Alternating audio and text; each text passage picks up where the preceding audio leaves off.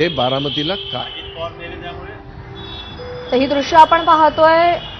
मुख्यमंत्री देवेंद्र फडणवीस हे बारामतीच्या दिशेनं रवाना झालेले आहेत आणि त्यांच्यासोबत उपमुख्यमंत्री एकनाथ शिंदे सुद्धा आहेत.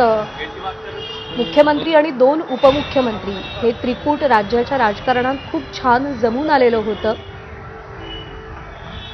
कोणताही निर्णय घेताना या तिघांचं असणारं एकमत, होणाऱ्या चर्चा, यांच्या पत्रकार परिषदा हे महाराष्ट्रानं अनुभवलेलं होतं आणि त्यातही अजित पवारांची मिश्किली, त्यांची टिप्पणी ही जास्त लक्ष वेधून घेणारी असायची. पण अजित पवार यांची अकाली एक्झिट प्रत्येकालाच धक्का देणारी आहे, हादरवणारी आहे. महाराष्ट्रानं एक द्रष्टा राजकारणी गमावलेला आहे. दादा तुमची तुम्ही परत या. दादा एवढे चांगली बारामती इकडे दादा त्या वहिनींनी काय बघायचं दादा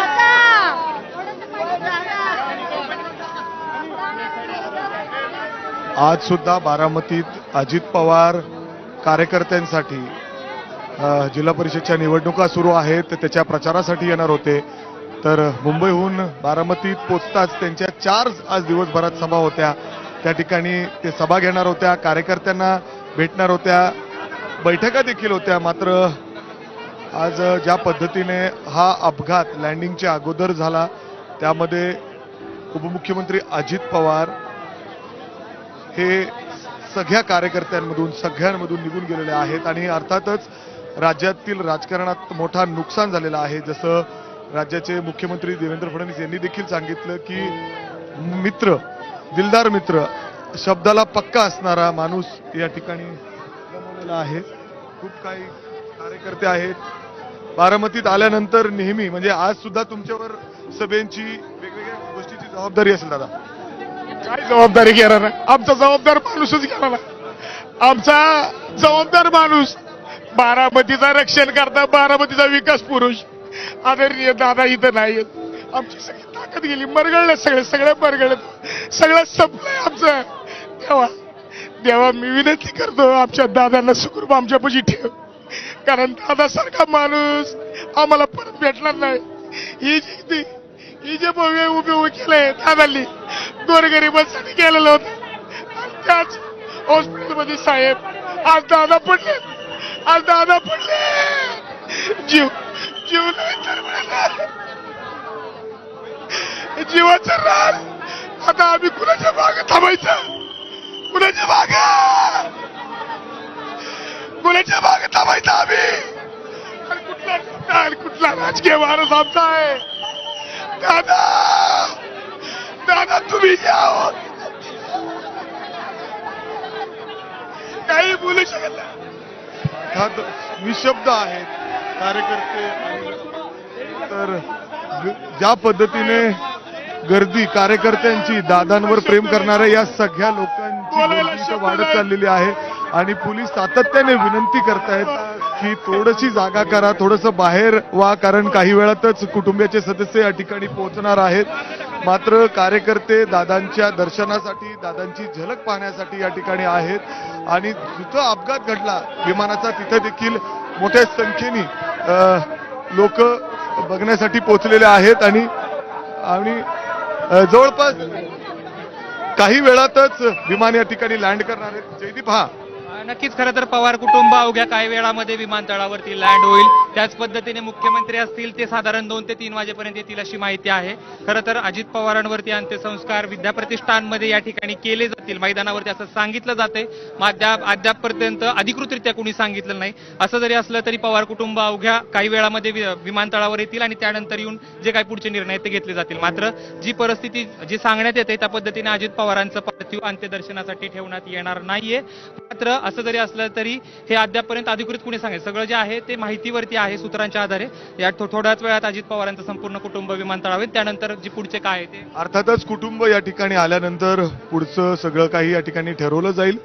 मात्र त्याचवेळी बघितलं तर 2:30च्या सुमारास मुख्यमंत्री देवेंद्र फडणवीस या ठिकाणी पोहोचतील आणि काही वेळातच सुप्रियाताई असतील, सुनित्रा वहिनी असतील आणि पार्थ पवार हे देखील या ठिकाणी पोहोचणार आहेत आणि मुंबईहून शरद पवार निघालेले आहेत. काही वेळात ते देखील या ठिकाणी पोहोचतील आणि बारामतीमध्ये पोहोचल्यानंतर ते पुढचे जी काही नियोजन आहे, कशा पद्धतीने पुढे व्यवस्था करायची आहे ते कुटुंब ठरवेल.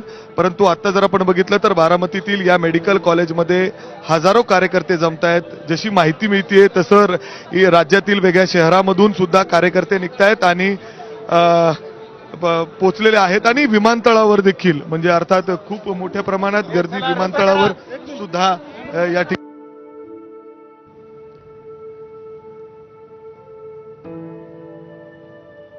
तर प्रत्येकाच्या अश्रूचा बांध फुटलेला आहे.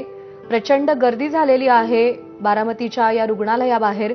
आमचा जबाबदार माणूस गेला, आमचं अस्तित्व संपलं, अशा भावना इथे उपस्थित असलेल्या प्रत्येकानं व्यक्त केल्यात. राज ठाकरे यांनी अजित पवारांना श्रद्धांजली अर्पित केली आहे. माझे मित्र आणि राज्याचे उपमुख्यमंत्री अजित पवारांचं निधन झालं. महाराष्ट्राच्या राजकारणानं एक उमदा नेता गमावला. अजित पवार यांचा आणि माझा राजकारणातला प्रवेश हा काहीसा एकाच काळातला. अर्थात आमचा परिचय हा बराच नंतरचा. राजकारणावर कमालीचं प्रेम या एका गुणावर अजित पवारांनी महाराष्ट्राच्या राजकारणात खूप मोठी झेप घेतली.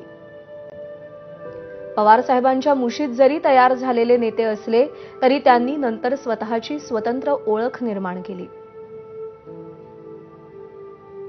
पिंपरी चिंचवड असेल की बारामती, दादांनी या भागांचा कायापालट केला हे त्यांचे विरोधकही मान्य करतील.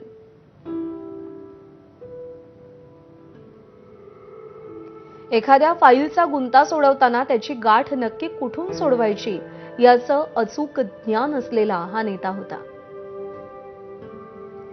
प्रशासन हे सत्ताधाऱ्यांपेक्षा वरचढ होण्याच्या काळात असा नेता महाराष्ट्रानं गमावणं हे अतिशय दुर्दैवी आहे.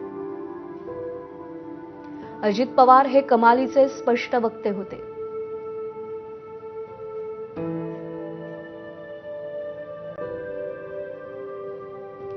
काम होणार नसेल तर ते तोंडावर सांगायचे आणि होणार असेल तर त्यासाठी ते सगळी शक्ती लावायचे. आश्वासन देऊन स्वतःभोवती माणसांचा पिंगा घालायचा हा त्यांचा स्वभाव नव्हता.